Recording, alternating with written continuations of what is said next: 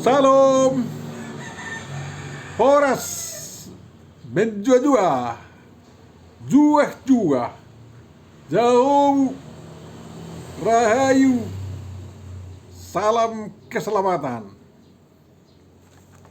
Selamat bertemu kita dalam channel ini, channel Langsung Sitorus. Sekarang kita gunakan untuk memahami, merenungkan apa yang menjadi epistel pada tanggal 25 Mei tahun 2025,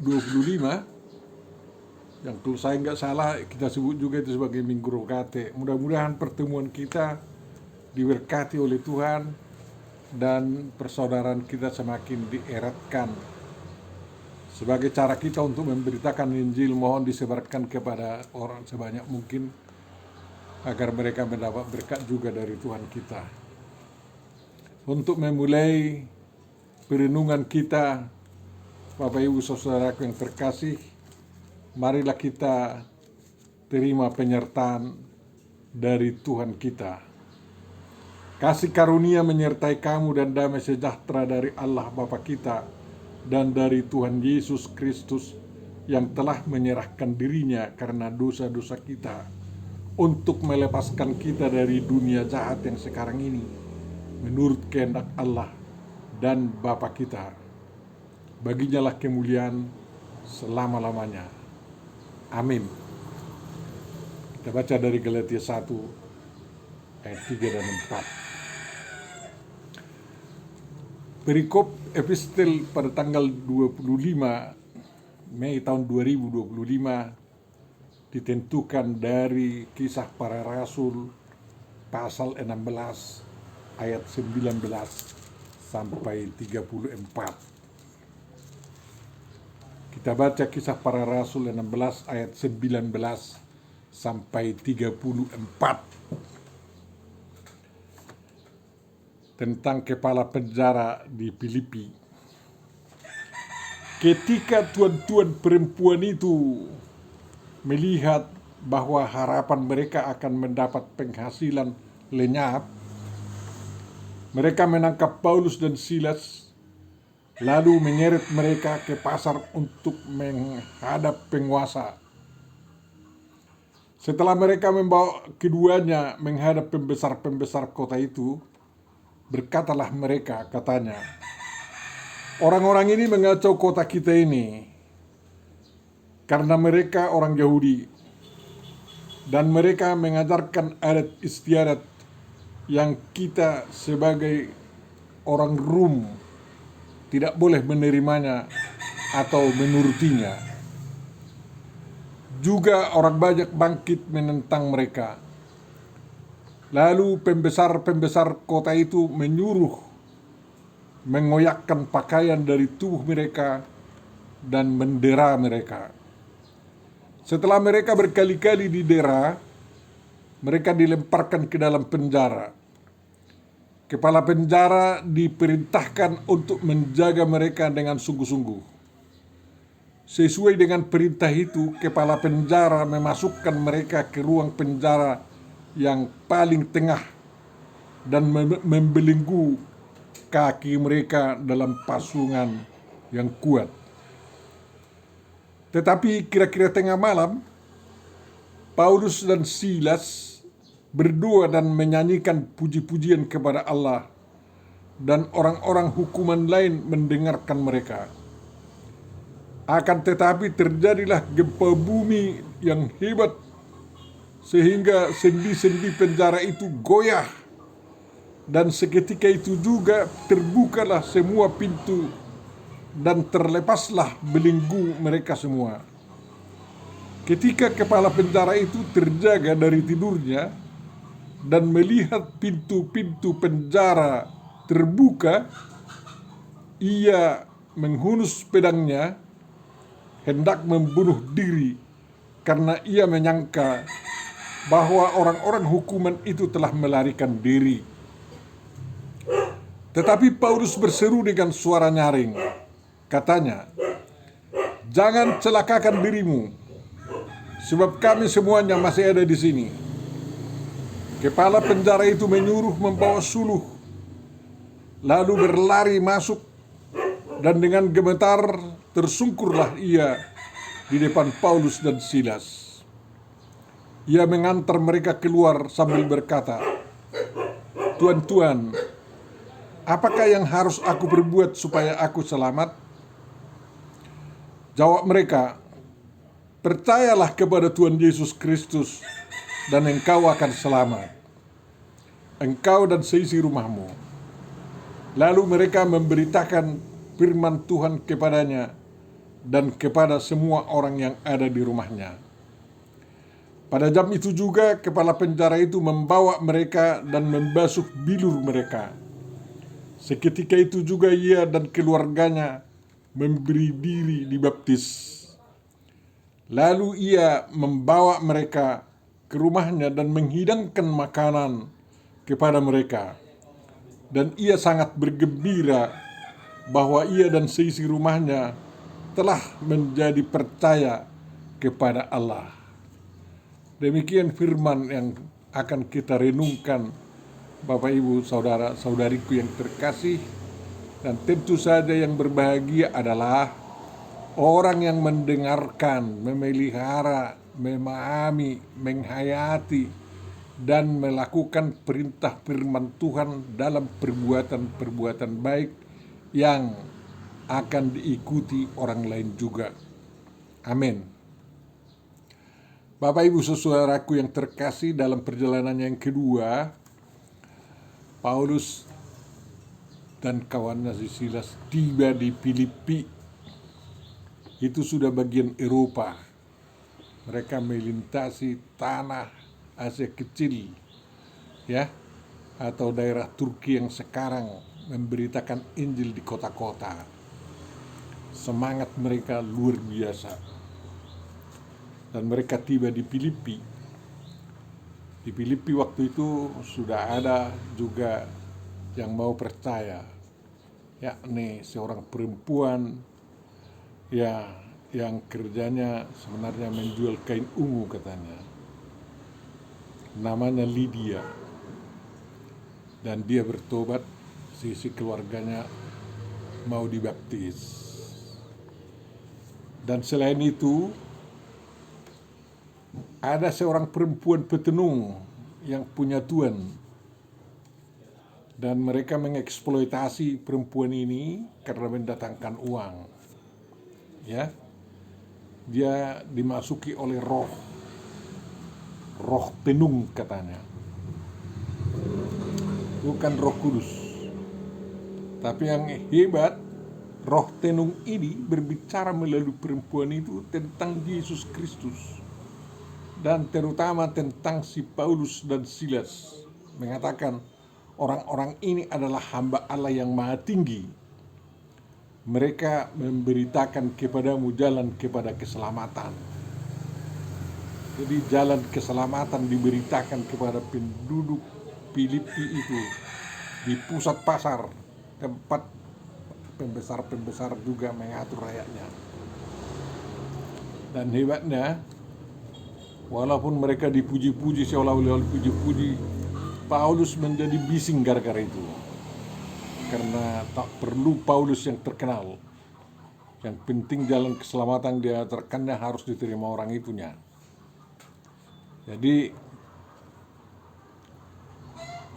makanya dia marah kepada perempuan itu dan kepada roh tenung itu. Lalu dia menghardik roh tenung itu, lalu keluar dari perempuan itu, dan perempuan itu tidak bisa lagi mendapatkan cuan, mendapatkan uang untuk disetor kepada tuan-tuan mereka. Karena tuan-tuan mereka tidak mendapat uang lagi, tentu saja marahlah mereka kan. Lalu mereka bertindak, menangkap Paulus, ya, membawa ke depan pembesar-pembesar lalu didera. Yang hebat Paulus waktu itu menurut saya adalah dia tidak segera memberitahu bahwa dia adalah warga negara Rom. Yang mereka tahu, yang penduduk tahu, yang para tuan-tuan toke-toke pengelola roh tenung ini mengenal mereka sebagai orang Yahudi, ya tentu saja dari perawakan kan. Dari bahasa juga, mungkin juga berbahasa Ibrani mereka, atau berbahasa Yunani dan lain-lain. Jadi ini dituduh mengajarkan ajaran sesat bagi penduduk Rom waktu itu. Karena mereka ada agamanya kan, pastilah itu. Nah, pembesar-pembesar termakan oleh pengaduan itu, lalu mereka disesah, didera, dibelbeli. Ya, kalau memang Paulus segera memberitahu bahwa jangan main-main sama kalian sama kami adalah warga negara Rum. Kalau diberitahu begitu, ya segera mereka berhenti karena takut mereka. Seperti di ujung daripada perikop ini diberitahu bahwa mereka mendera kami tanpa mengadili kami orang-orang Rum katanya. Akhirnya diberitahu, mana mau kami pergi sebelum minta maaf mereka katanya kan. Akhirnya kepala penjara itu memberitahu kepada para toke-toke itu, para tuan-tuan yang memelihara perempuan penenung itu kan. Lalu mereka datang minta maaf dan membujuk mereka keluar dari apa.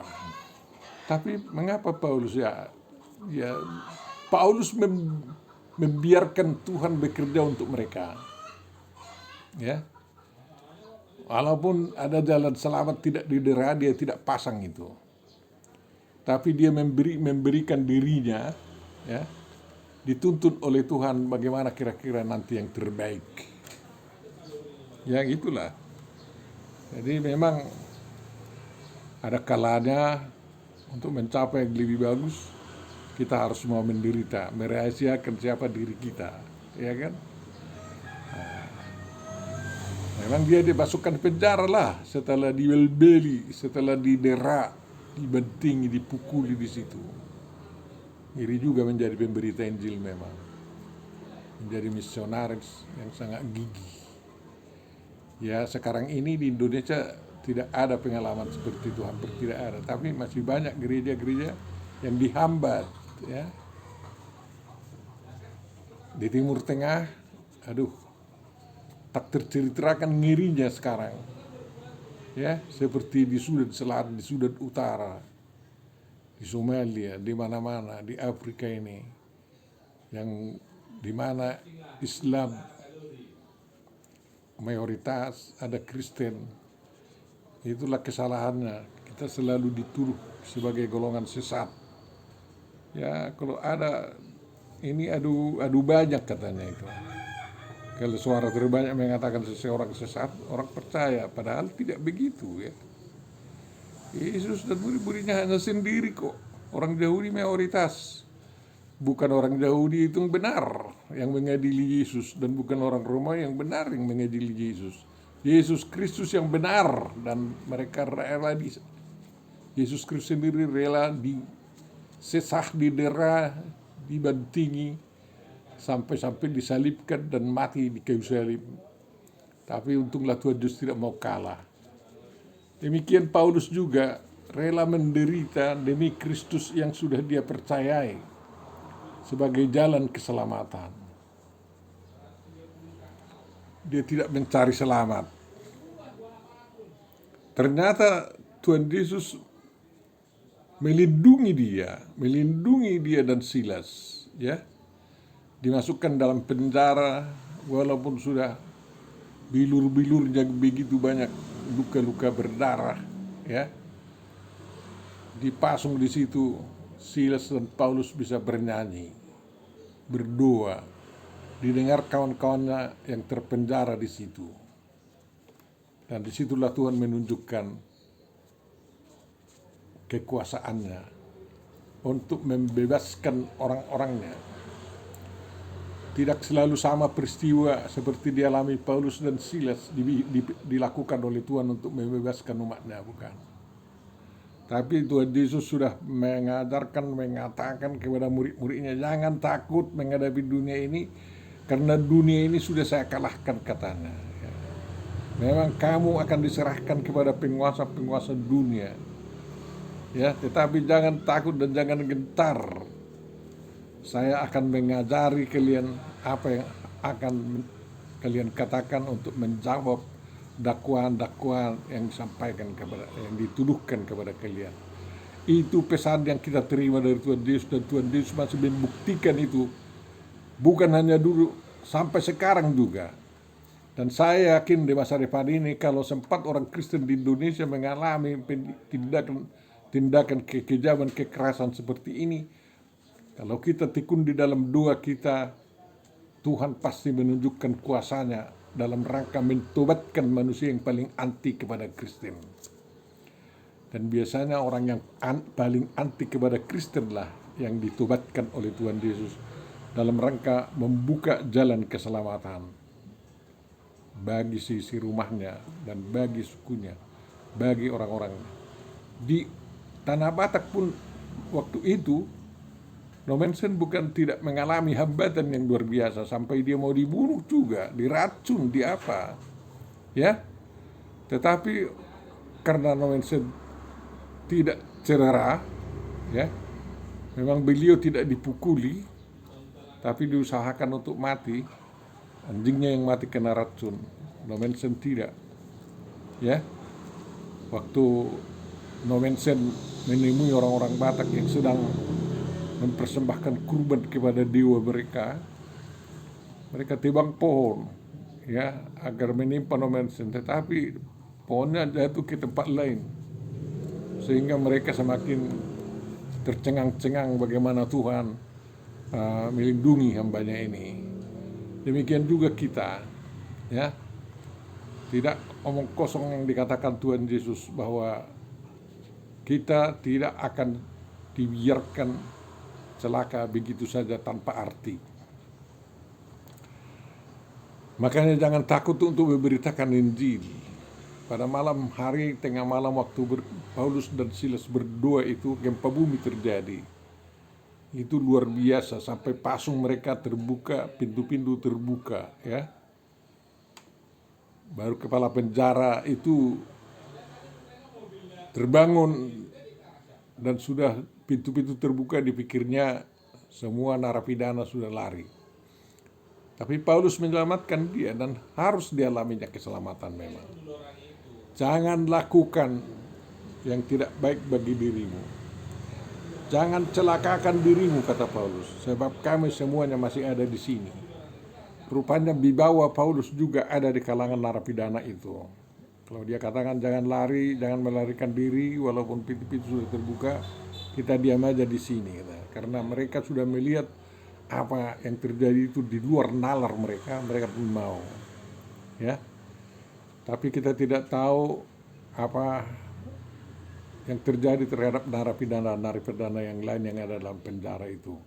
Yang diceritakan oleh Lukas di sini adalah bagaimana Paulus dan Silas kemudian disambut oleh kepala penjara itu, bahkan tersungkur di hadapannya untuk minta maaf dan semuanya, ya, dan minta ampun serta meminta petunjuk apa yang harus dilakukannya agar mereka selamat, agar dia selamat.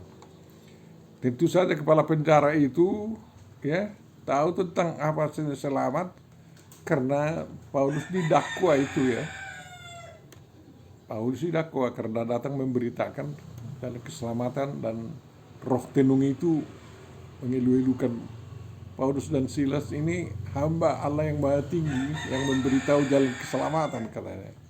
Rupanya itu terus melekat juga di hati daripada kepala penjara ini, sehingga dia memohon agar Paulus dan Silas memberitahu apa yang harus dilakukannya untuk bisa selamat.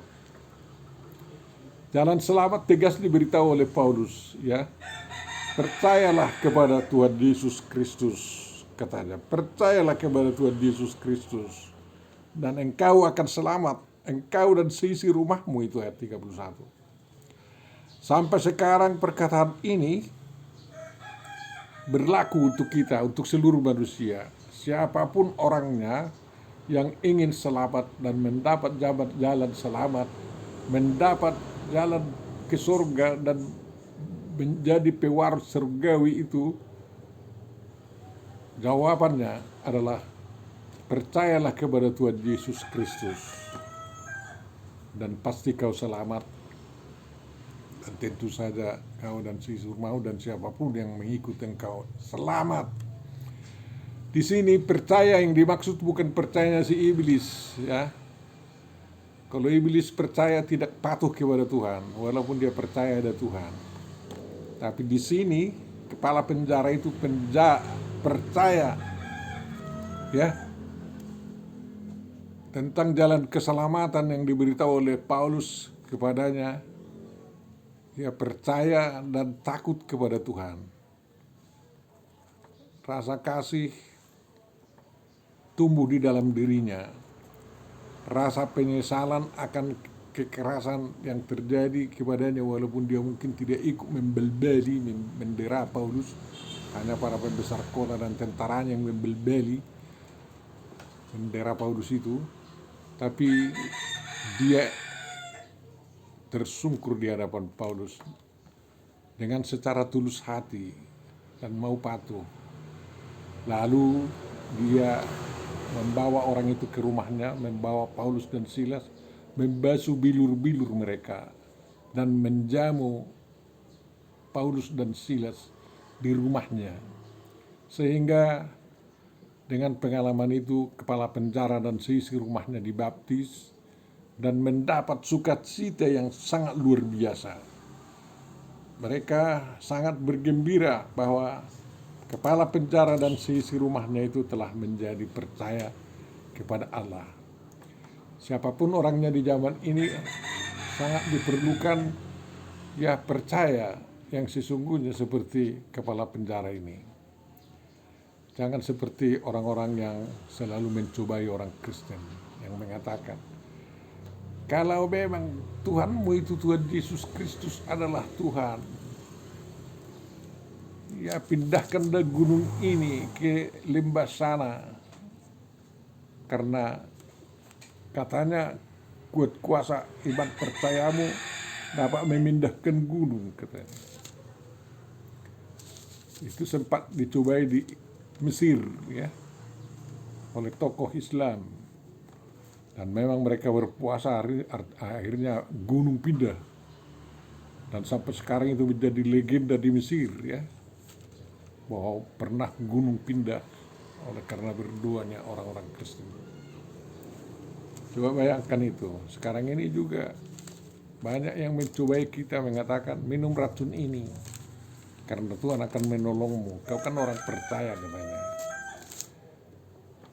Untunglah kita diajari oleh Tuhan untuk menjawab sebagaimana Tuhan Yesus menjawab cobaan-cobaan dari iblis itu. Jangan cobai Tuhan Allahmu. Karena mencobai orang Kristen terus terang adalah mencobai Tuhan. Makanya kalau ada pencobaan yang sampai kepada kita, kita perlu diam aja. Ya. Kalau dipaksa harus mengalami, Tuhan Yesus yang menyelamatkan kita. Dan kalau terpaksa kita kehilangan nyawa oleh karena pencobaan itu tidak kita patuhi, ya, dan kita jadi kehilangan nyawa, Tuhan Yesus akan mengembalikan nyawa kita kembali. Tuhan menganugerahkan ya kehidupan yang kekal kepada kita. Berbahagialah orang, kata Tuhan Yesus, apabila menderita oleh karena namanya. Bapak Ibu saudaraku yang terkasih ya. Jadi kita keberanian percaya itu sangat dibutuhkan maupun di zaman sekarang. Berbahagialah orang yang miskin di hadapan Allah, karena mereka yang mempunyai kerajaan surga. Dan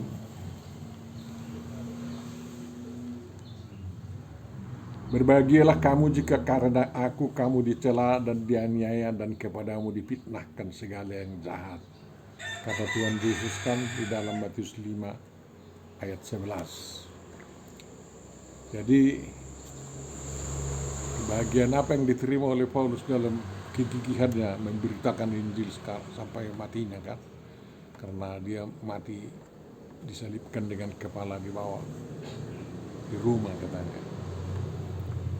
Paulus tidak akan pernah lupa di bumi dan di surga jalan keselamatan yang telah diberitakannya menjadi jalan yang terus dicari orang sampai sekarang. Orang gila yang tidak mencari jalan keselamatan yang telah diberitakan oleh Paulus melanjutkan pemberitaan yang dilakukan oleh Tuhan Yesus Kristus. Maka Bapak Ibu saudaraku yang terkasih, ya, di zaman sekarang penghambatan terhadap pemberitaan Injil masih terus ada di depan mata kita. Oleh karena itu, kita harus tetap bersiap di dalam iman, dalam kesetiaan dan tekad untuk terus setia mengikut Yesus Kristus. Sangat disayangkan orang-orang yang meninggalkan Tuhan Yesus Kristus mualaf oleh karena melihat gemerlapnya dunia ini, karena melihat pangkat-pangkat, karena takut didera oleh orang-orang yang mengancam dirinya. Ya, tapi terus terang Tuhan Yesus masih membutuhkan orang-orang yang kuat dalam iman. Makanya gereja kita harus menjadi gereja yang anggotanya kuat iman. Ya, iman yang bisa memindahkan gunung, iman yang bisa melawan iblis, dan harus modern, ya, harus juga misioner iman kita. Seperti iman Paulus ini misioner, membuat orang lain mau dibaptis di dalam nama Bapa, Anak, dan Roh Kudus. Lalu kita harus melakukan dedikasi yang menolong orang-orang lain dari semua kesulitan-kesulitannya. Itulah cita-cita kita gereja, sehingga bisa semua lidah mengaku bahwa Tuhan Yesus adalah Anak Allah demi kemuliaan Bapa. Bapak Ibu saudaraku yang terkasih, berbahagialah kita karena disapa oleh firman yang kita renungkan ini. Ketahuilah pengalaman pahit yang dialami oleh Paulus dan Silas di Filipi berbuah banyak. Sampai sekarang buahnya masih terasa. Ya, karena kalau Asia Kecil, ya, di Asia Kecil sudah hampir dihapus oleh Turki, oleh Islam, semua gereja Kristen. Sedangkan gereja terbesar di Konstantinopel itu dibuat menjadi masjid. Tetapi di Eropa, di Yunani sampai sekarang, kita lihat kekristenan terus menyala-nyala. Dan lapangan terbang di Athena diganti namanya menjadi lapangan terbang Paulus. Ya, sungguh indah sebagai buah daripada kerja keras memberitakan Injil. Dan di mana Injil disebarkan, dihayati, dinikmati, ya, di situ akan terjadi damai sejahtera, kasih yang berlimpah, dan berkat Tuhan. Itulah yang kita harapkan terjadi di negeri kita. Makanya generasi-generasi muda kita harus terus kita didik untuk menjadi orang-orang yang militan, memiliki iman Kristiani yang menghidupkan dan tidak gentar menghadapi tantangan-tantangan hidup yang ada di Indonesia ini. Nampaknya Indonesia memang masih aman sampai sekarang, tapi kita tidak tahu di masa depan. Ya, kita harus siap menghadapi situasi apapun yang terjadi di negeri kita di masa depan. Oleh karena itu, kita tidak bisa lalai melaksanakan, menunaikan tugas pengabaran Injil di tengah-tengah bangsa kita dan membuat Injil itu berakar, berurat dan berbuah di dalam budaya kita. Tuhan memberkati kita semua. Amin. Tuhan Bapa Surgawi, terima kasih atas renungan yang sampai kepada kami. Mudah-mudahan itu mendorong kami untuk semakin setia mengikut Engkau dan hidup di dalam firman-Mu. Terima kasih Tuhan, Engkau lindungi negara kami, dan kiranya negara kami bisa lolos dari krisis ekonomi yang dibuat oleh negara-negara di luar Indonesia, sehingga Indonesia semakin menderita. Sadarkanlah Donald Trump agar tidak menyiksa negara-negara kecil dan negara miskin seperti Indonesia ini dalam kehidupan berekonomi. Kami tahu Donald Trump itu adalah hamba-Mu, orang yang percaya kepadamu. Oleh karena itu kuatkan dia, bantu dia untuk menciptakan damai sejahtera di dunia ini, di bumi ini. Perdamaian antara Ukraina dan Rusia bisa terwujud. Perdamaian antara Israel dan Gaza dan Palestina bisa terwujud. Perdamaian antara Syria dan Israel bisa terwujud. Dan kiranya nafsu perang yang menggebu-gebu dari Iran bisa diciutkan dan dikurangi, sehingga terjadi damai sejahtera di lingkungan itu. Jauhkanlah hati dari setiap pemimpin bangsa untuk saling berperang. Kami tahu antara Pakistan dan India sekarang ini sedang tegang, dan kiranya Tuhan berkenan meredakan ketegangan itu, sehingga mereka bisa hidup berdampingan dalam damai. Sempurnakan doa kami Tuhan di dalam Yesus Kristus, kami memohon, kabulkanlah itu.